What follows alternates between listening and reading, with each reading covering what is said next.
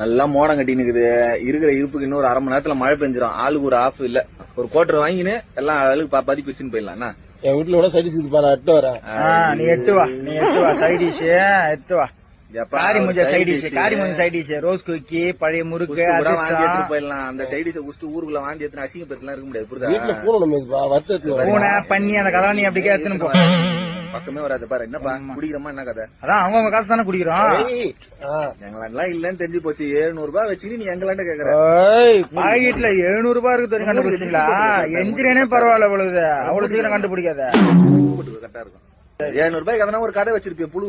குழந்தைக்கு நிஜமாவே ஃபீஸ் கட்டணும். நான் ஏன் புழு போறேன்? ஃபீஸ பூரா பொண்டாட்டி கட்டுதுன்னு தெரியும். ஸ்கூல் ஃபீஸ் இதுக்கு மேல இது வேற என்ன சொல்லு? என்ன டியூஷன் ஃபீஸ் கட்ட போறியா? உண்மையாவே இந்தி டியூஷன் போயினுக்கிறான். முன்னாடியே பதில் வருது பாரு. இந்தி டியூஷன் போயினுக்கிறான்.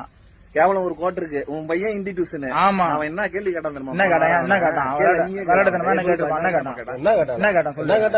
சொல்லு. பண்ணி இதுவாட்டா இருக்கா? நீ அது மாதிரி இருக்கிற. என்னன்னு கேட்டேன்.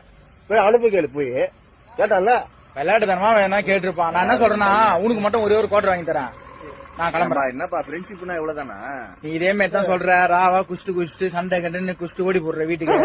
ஒரு கோட்டர் வந்து உனக்கு 200 ரூபாய் தரேன். 500 ரூபாய் நான் வீட்டுக்கு எடுத்து போறான். நீ வந்து 700 ரூபாய்க்கு குஷ்டு போனான்னு பாக்குற. நீ என்ன மெட்டிங்கிற? 1 ரூபாய் கூட தர மாட்டேற. நீ என்ன மெட்டிங்கிற? என் காசை குடிச்சு நீ என்ன மெட்டிங்கிற? எனக்கு